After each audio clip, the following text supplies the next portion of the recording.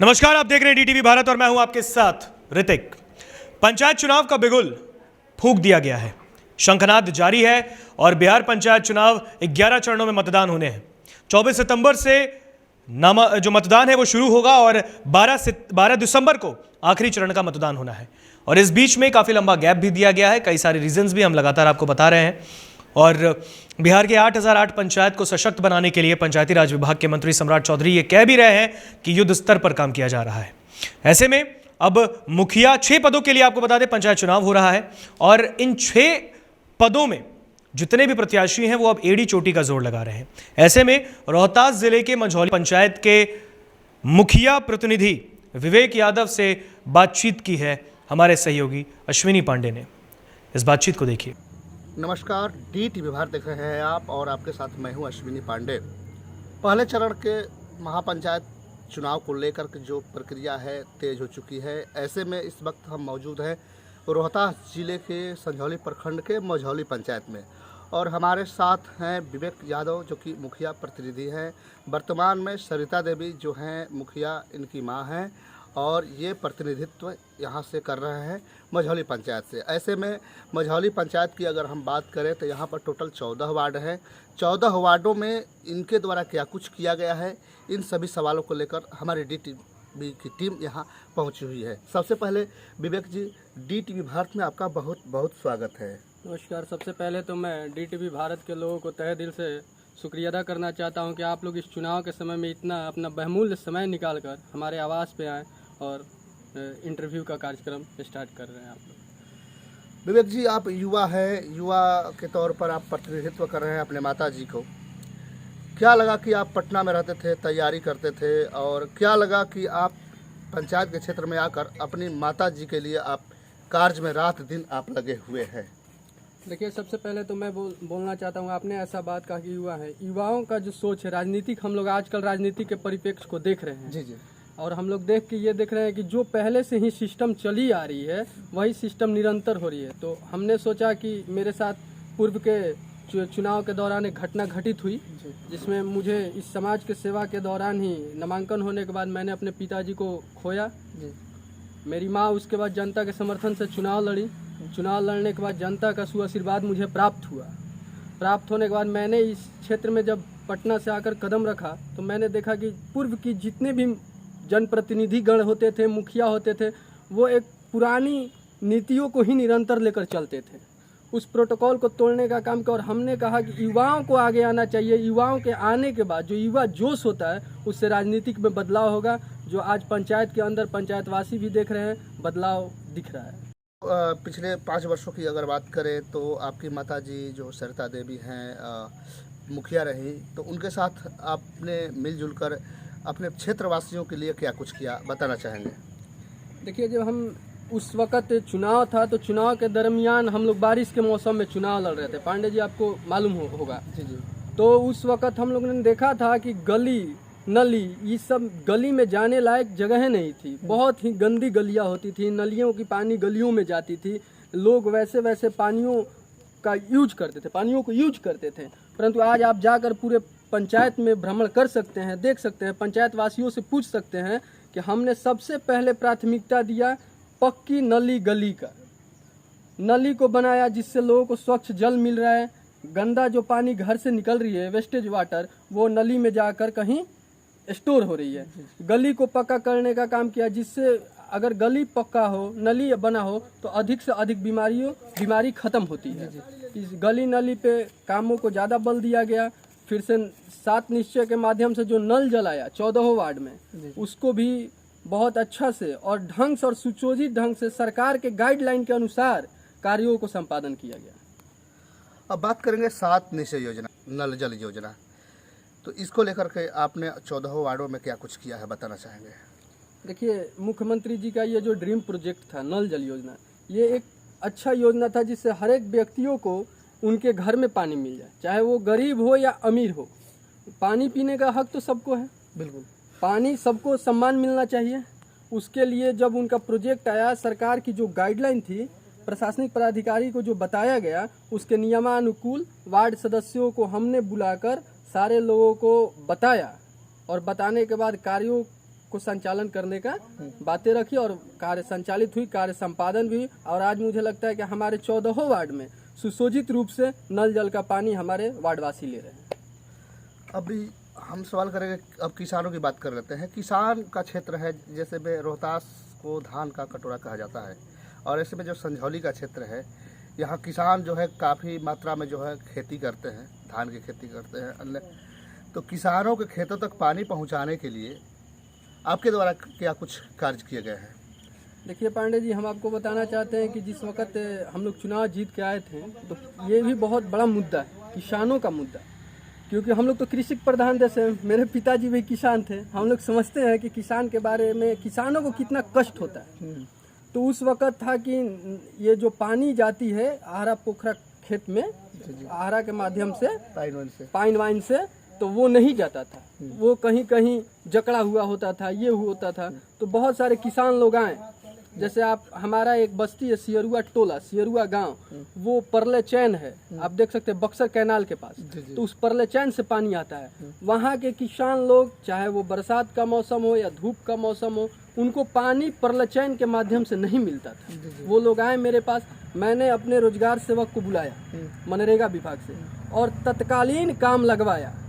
और वहाँ पे परले चैन के साथ जितने भी कनेक्ट पाइन थी, मतलब जितने भी उससे जुड़ी हुई पाइन थी, उसको उड़ाही करने का काम किया। और आज वहाँ पे किसान जाइए, मालूम कीजिए, वहाँ पे खुशहाल हैं, उनके खेतों में पानी मिल रही है और खेती करके खुश हैं। स्वास्थ्य को लेकर कोरोना काल आया, जैसे वैश्विक महामारी में लॉकडाउन लगा, कई जो मजदूर थे जो बाहर गए हुए थे आपके क्षेत्र के, वापस से आए, तो उन मजदूरों के लिए आपने अपने क्षेत्र में क्या कुछ किया?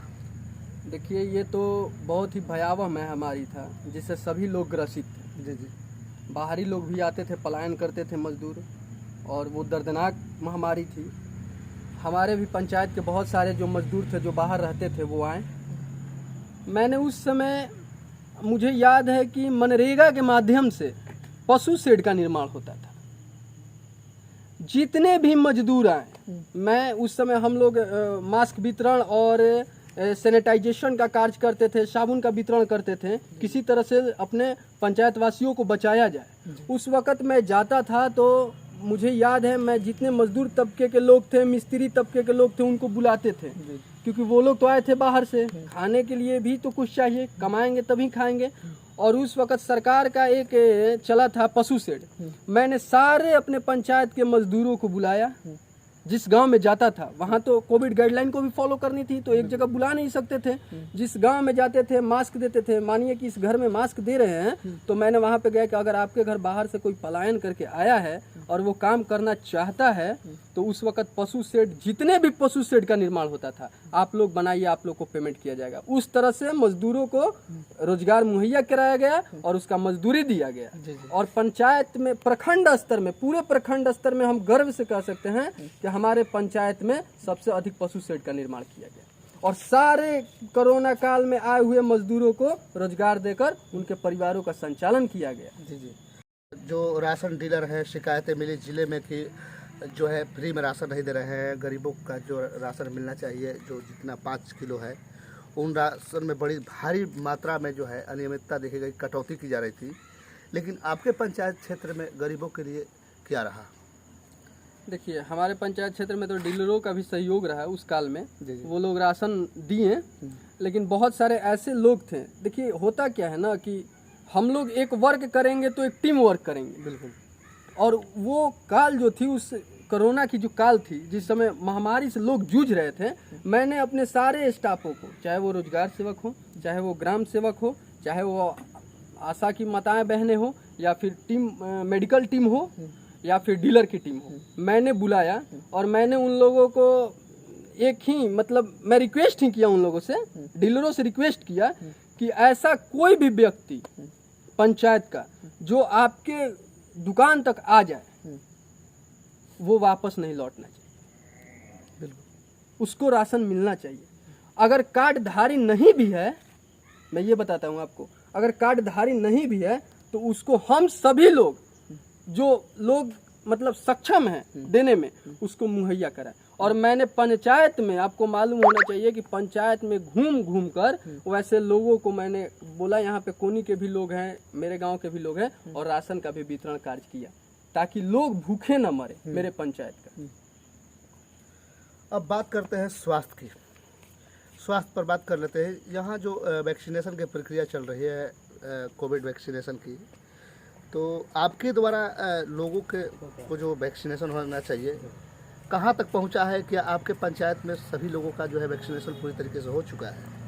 देखिए, सबसे पहले तो वैक्सीनेशन का जो आपने याद दिला दिया पांडे जी, उस वक़्त के तत्कालीन वीडियो श्री कुमुद रंजन जी, पीओ शैलेंद्र जी और हमारा पंचायत का पूरा टीम, सारे स्टाफ और हम लोग और हॉस्पिटल का टीम, इन लोगों ने बहुत ही मेहनत किया, जिसका मैं आज अगर मेरा पंचायत आज कोविड मुक्त है, मतलब सबसे कम केसेस हैं, तो मैं उसका पूरा श्रेय मेरे पूरे टीम को जाती है। जी जी, पूरे टीम को, चाहे वो मेरे कार्यकर्ता लोग हों, मेरे लोग अपने, या फिर प्रशासनिक टीम हो, सारे लोगों ने उस वक्त, मुझे याद है कि लोगों के अंदर इंजेक्शन को लेकर, वैक्सीन को लेकर बहुत प्रकार की भ्रम पैदा कर दिया गया था। भ्रम की स्थिति थी कि लोग ये तो ये हो जाएगा, वो हो जाएगा। कर्ता लोग उन सारे भ्रम को दूर किए, और दूर करने के बाद लोगों को उत्सुक किए कि नहीं, वैक्सीन लेना है। और हमारा पंचायत, आपको मालूम होगा कि उस समय के वीडियो थे श्री कुमुद रंजन जी, हमेशा कैंपिंग होता था पंचायत में, लोगों को जागरूक किया जाता था, और एक एक वायल में मुझे याद है कि 10 लोगों को वैक्सीन होती थी, और वो 10 लोग भी तैयार होते थे तो एक वायल दे दिया जाता था, क्योंकि वो कोविड मुक्त हो, उनको कोरोना से मुक्त किया जाए। और इस प्रकार का काम किया गया, और मेरा पंचायत 100% वैक्सीनेटेड हो गया। अब बात करेंगे पंचायत सरकार भवन की। जैसे हर पंचायत में जो है यहाँ के बिहार के जो पंचायती राज मंत्री हैं सम्राट चौधरी, जिन्होंने घोषणा किया कि 15 अगस्त से जितने भी सामुदायिक केंद्र हैं या कह लें पंचायत सरकार भवन, उस पर सभी जगहों पर जो है RTPS काउंटर संचालित किए जाएंगे, ताकि जो ग्रामीण लोग हैं उन्हें प्रखंड के दूर दराज न जाना पड़े। ऐसे में आम तौर पर देखा जाता है कि प्रखंड दूर होते हैं गांव से, उनकी सुविधा के लिए RTPS संचालित करना होता है। उसके लिए उन्होंने बाकायदा जो है घोषणा की थी। इसको लेकर आपके पंचायत में क्या स्थिति है? देखिए, सबसे पहले तो ये बोलने में हमको खेद हो रही है जी जी, और ये दुर्भाग्य है मझौली पंचायत का, जी मझौली पंचायत के जनप्रतिनिधि का, जी, कि आज तक, जिसमें मैं भी शामिल रहा, और आज तक मझौली पंचायत में पंचायत सरकार भवन का निर्माण नहीं हुआ। जी, जब पंचायत सरकार भवन की बातें हुई तो यहाँ आपको मालूम होना चाहिए कि 2 ही पंचायत सरकार भवन है, एक संझौली और एक चांदी इंग्लिश, एक करमैनी बन रहा है। जी जी, तो अभी तक हमारे यहाँ तो है नहीं।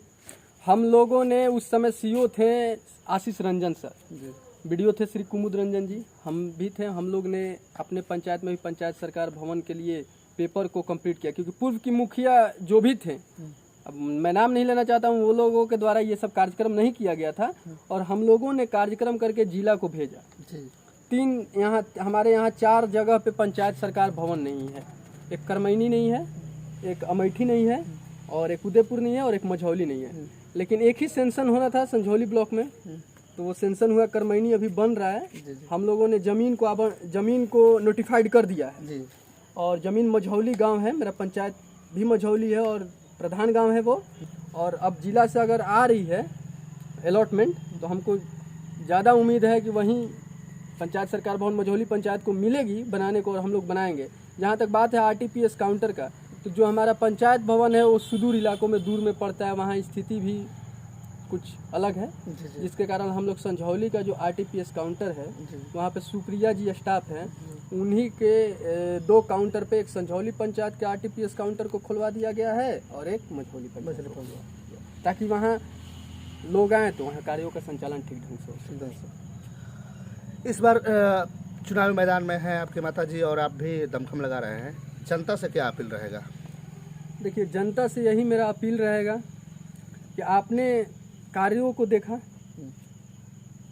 कार्यों में अगर आप संतुष्ट हैं तो एक बार और मौका दीजिए, लेकिन आप अपने से इस विगत 5 साल से अच्छे 5 साल भविष्यों का चुनाव कीजिए। और मैं कहूँगा कि एक बार और मौका दीजिए और हम आपके सेवा में सदैव तत्पर रहेंगे। तो ये थे हमारे साथ मुखिया प्रतिनिधि विवेक यादव, जो कि इनके माताजी वर्तमान में यहाँ के मुखिया हैं सरिता देवी, और उनके लिए ये प्रतिनिधित्व कर रहे हैं दूसरी बार।